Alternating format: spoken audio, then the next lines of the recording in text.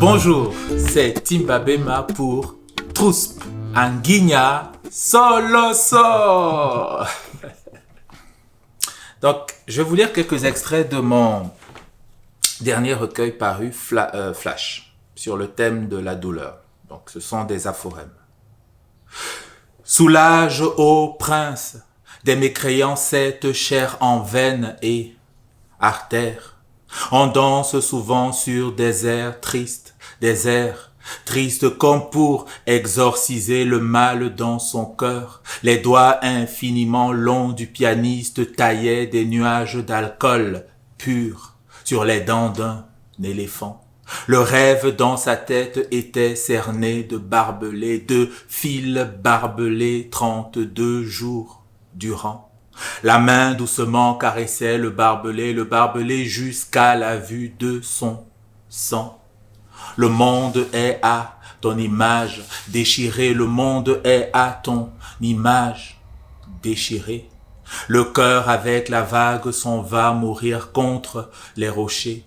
Vont les ans, viennent les mots, la chair corrompue s'éteint dans son propre brasier. Notre histoire sera toujours notre histoire sera toujours notre histoire sera toujours entre 3 points de suspension. D'habitude, ta tête est hantée par le rire décadent des éléphants morts. Le désert avance, crie le poète, le désert avance, crie le poète, le désert avance, crie le poète sur la place du marché. Ô toi qui te console à la porte de la vigne, regarde donc mourir les moutons en Calabre. Le désert avance, hurle le poète, le désert avance, crie le poète sur la place du marché. Après le désert, l'eau. Après le désert, la lie.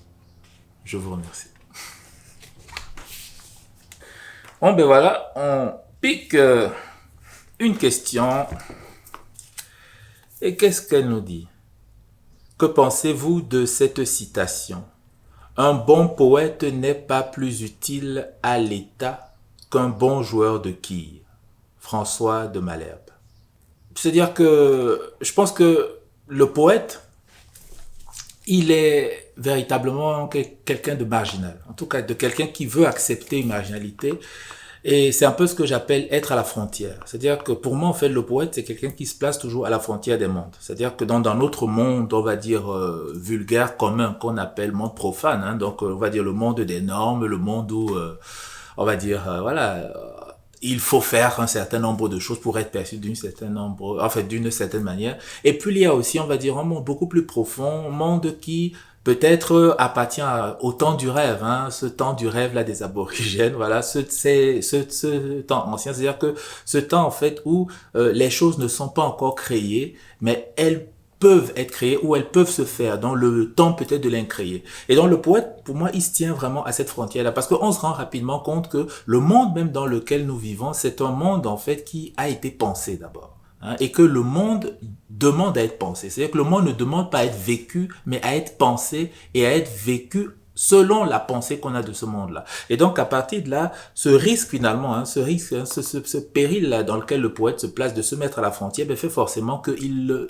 se met en contradiction avec l'État. Hein. Un poète même qui est en accord avec l'État, à mon avis, c'est un poète qui est suspect. Hein, voilà, donc le poète a vraiment cette nécessité-là de repousser la frontière parce que comme le monde doit d'abord se penser, notamment par exemple avec la question de la liberté qui est par exemple fondamentale pour un poète. Et donc si un poète est par exemple, disons, nous avons la chance ici d'être dans des sociétés plutôt démocratiques, la Suisse est très très démocratique comme société, et d'imaginer par exemple qu'un poète vivant en Suisse ou bien étant suisse, dans cet univers-là, conçoive que sa liberté est déjà définie par la Constitution.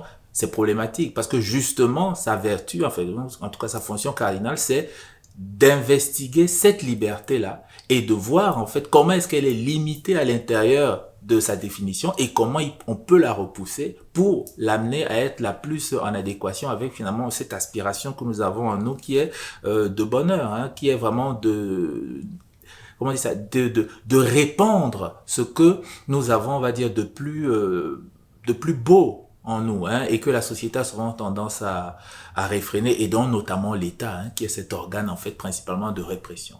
Donc, poète, pour moi, toujours, oui, en effet. Je ne peux être d'accord qu'avec François de Malesherbes, il doit être absolument contre l'État, mais alors totalement inutile même. Hein. Et c'est vraiment cette inutilité-là qui définira sa liberté et qui va étendre le domaine de la liberté pour le reste des hommes. Oui.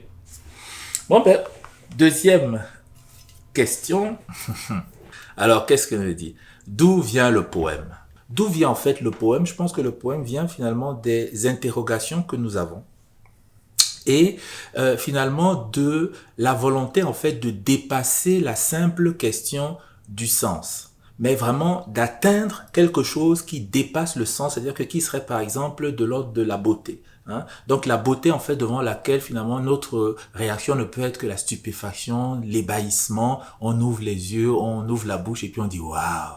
Voilà. Et je pense que le poème vient de là. C'est-à-dire que vraiment de cette volonté-là, devant les questions que nous nous posons, hein, donc les questions simples de l'existence, d'avoir quelque chose comme une révélation. C'est-à-dire, voilà, quelque chose qui est presque parfait dans la manière dont il nous apparaît et puis, dont on peut se contenter, à mon avis, pour regarder le monde.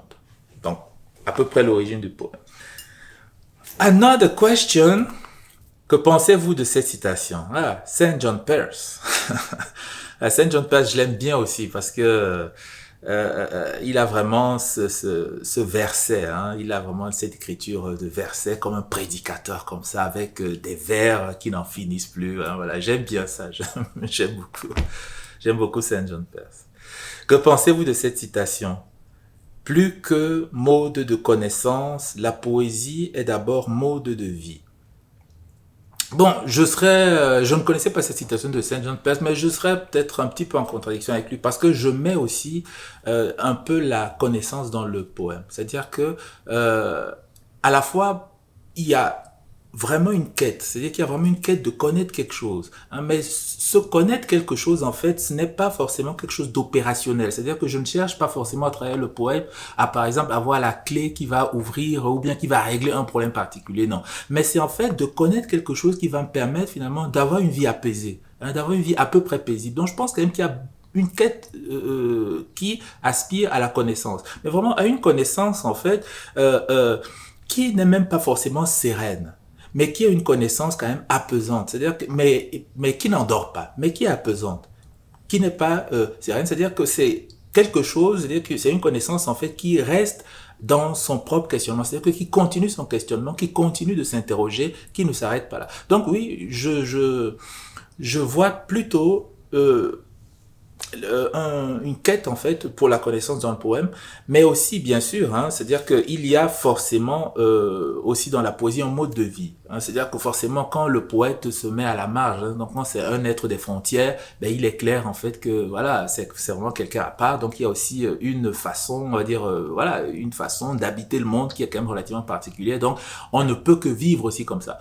Il y a même souvent cette tendance-là, hein, notamment chez Baudelaire, hein, donc avec cette fameuse description du poète en albatros, donc sur terre, il est très lourd, et puis c'est dans les airs, par exemple, que il est beaucoup plus beau, beaucoup plus fluide, voilà. Moi, mon animal fétiche, c'est le pélican, et le pélican aussi c'est la même chose, hein. C'est-à-dire que sur terre il est vraiment pâteau, et puis voilà, dès que il est dans les airs, mais quelle beauté, hein, quelle beauté, 3 mètres d'envergure, et puis il est magnifique à voir. Donc je pense que oui, en effet, le poète, la poésie ressort aussi de cela. Donc que en termes de mode de vie, elle a vraiment quelque chose de très à part, mais qui, quand elle se déploie, voilà, comme le pélican, comme l'albatros, devient juste beau.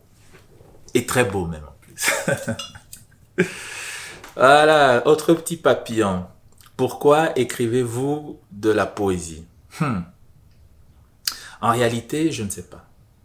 Ce que je sais, c'est que j'ai besoin de cette forme d'écriture-là pour me sentir à l'aise dans mon corps, à l'aise dans la vie, et que j'ai besoin aussi de communiquer quelque chose de beaucoup plus profond, en tout cas de partager quelque chose de beaucoup plus profond avec les autres, en fait, ce que je peux appeler mes frères, mes sœurs humains. Voilà. Donc peut-être, si alors il faut peut-être donner une raison pour laquelle, même si c'est vraiment une raison secondaire, parce que ce n'est vraiment pas la raison principale, la raison secondaire, ce serait éventuellement, oui, pour partager quelque chose de plus profond. C'est-à-dire vraiment pour dire en fait que nous sommes quand même enfermés, on va dire, hein, moi j'appelle ça enfermement, j'appelle ça une prison, c'est-à-dire que sous couvert de liberté, enfermés dans un monde quand même très consumériste.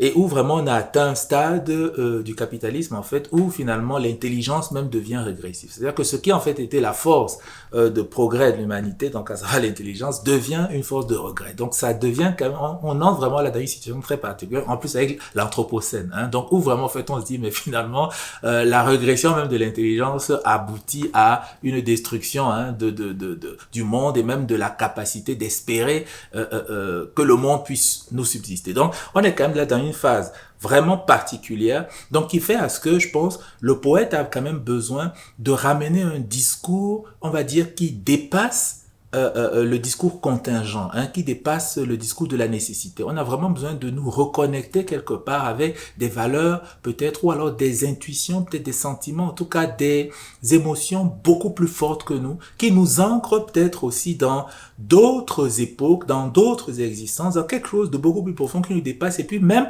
qui nous ancre aussi, par exemple, avec tout ce qui peut être vivant, et même peut-être, pourquoi pas minéral. C'est-à-dire que le poète, par exemple, ne prendra jamais un arbre comme quelque chose de banal. Le poète ne prendra jamais une pierre comme quelque chose de banal.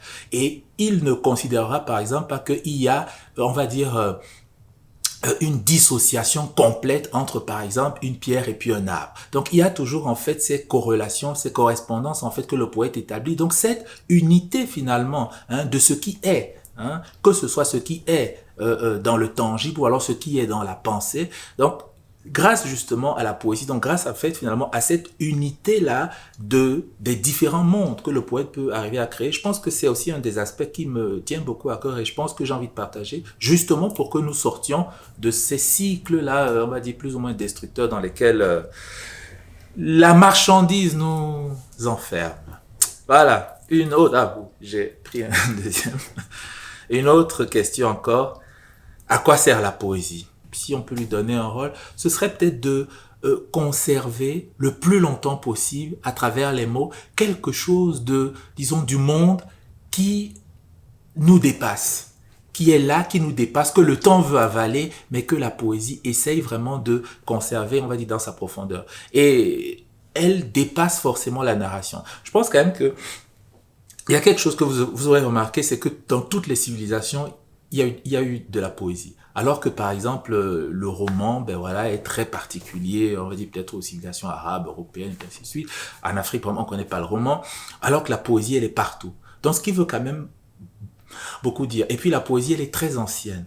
Donc on a vraiment le sentiment que le roman, par exemple, pourrait même mourir. Peut-être même que les histoires même pourraient mourir, mais le poème, il y a peut-être de fortes chances qu'il ne meure pas. Il va peut-être muter, mais il ne mourra pas. Donc, comme quoi, finalement, de garder, en fait, ce temps-là qui passe, de garder, on va dire, peut-être la quintessence du temps, c'est peut-être à ça que sert le poème, finalement. Voilà un autre papillon. Qu'est-ce qu'il nous dit? Dans quel contexte avez-vous écrit votre premier poème? Je me souviens exactement de ce poème. J'étais en vacances à Yaoundé, donc chez ma tante Thérèse. Et puis elle a sa fille en fait aînée, donc Marie-Lily. Et puis ben, Marie-Lily aussi, elle aimait écrire des nouvelles. Donc on était comme ça deux un peu individus perchés comme ça dans la famille, hein, qui s'intéressaient à des choses un peu à part. On était même les seuls à lire, par exemple, voilà, autre chose que la Bible. Et puis ben c'est à elle, donc on était au balcon de leur maison. J'étais assis sur la balustrade, elle était de l'autre côté, et puis ben je lui ai lu mon premier poème qui s'intitulait Liberté. Voilà, Liberté. Et je pense que c'est un thème qui me colle à la peau. En tout cas, que je pense que s'il y a un thème que j'affectionne beaucoup, c'est celui de liberté. Voilà. Donc, c'était ça un peu le premier poème. Voilà, un autre papillon. Comment construit-on un poème? Moi, ce que je peux déjà dire, en fait, c'est que pour moi, un artiste, en fait, ne doit pas être académique.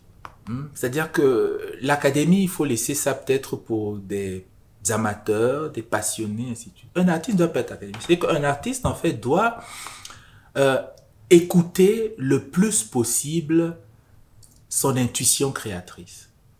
Il doit écouter le plus possible ce qu'il sent comme inévitable, ce qu'il sent vraiment comme ne pouvant pas être soustrait de l'attention des autres. Donc, ce qui doit absolument sortir. Donc, écoutez vraiment aussi comment est-ce que la beauté, en fait, prend naissance en lui. Parce que je pense que nous sommes tous particuliers. C'est-à-dire que nous avons tous une singularité. Et que vraiment, le poète, l'artiste, en fait, doit écouter le plus possible sa singularité. Ça ne veut pas dire qu'il ne doit pas s'intéresser à ce que les autres font, mais je pense que le plus il écoute sa singularité, le mieux en fait il articule un discours, on va dire, voilà, qui est beaucoup plus fort parce que justement il part de sa singularité là. Et donc pour moi en fait, comment se construit le poème, ça ne serait mais alors pas du tout des règles académiques, donc ça c'est clair. Dans mon cas par exemple, ce qui est intéressant en fait, dont je me suis rendu compte, c'est que notamment à travers les aphorèmes, ce que j'appelais les aphorèmes, donc une contraction entre aphorisme et puis poème, c'est en fait qu'il y a une impulsion comme ça première, donc que j'appelle une graine. Donc il y a une graine comme ça, voilà, qui vient.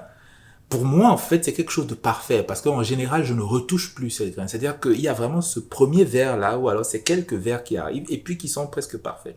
Notamment, je me souviens un peu d'une phrase de Senghor, par exemple, en fait, qui justement aussi fonctionne sur la même manière, mais lui, il appelle ça le verset. Donc, un peu comme Saint Jean de Père, justement. C'est-à-dire qu'il a en fait un verset qui arrive et le poème se construit autour de ce verset-là qu'il va en fait développer. Donc, finalement, c'est d'écouter ce message-là, hein, quelque part, qui en fait arrive, et de laisser ce message s'exprimer. Donc, et même à travers la forme. Parce que l'un des grands avantages quand même qu'on a avec la poésie, c'est que nous pouvons, hein, la forme peut s'adapter sans problème à notre discours. C'est-à-dire que nous ne sommes pas obligés de contracter notre discours à une forme, mais par contre, si ce discours a besoin, disons, de créer sa propre forme, il peut la créer aussi. Et donc, c'est vraiment dans ce sens, en fait, où je dis que le plus le poète serait à l'écoute, on va dire, de ces impulsions-là, et qu'il va développer ces impulsions, on va dire, de la manière la plus authentique possible, en tout cas, celle qui est la plus sincère, hein, par rapport à son ressenti du moment, il y aura forcément une forme qui va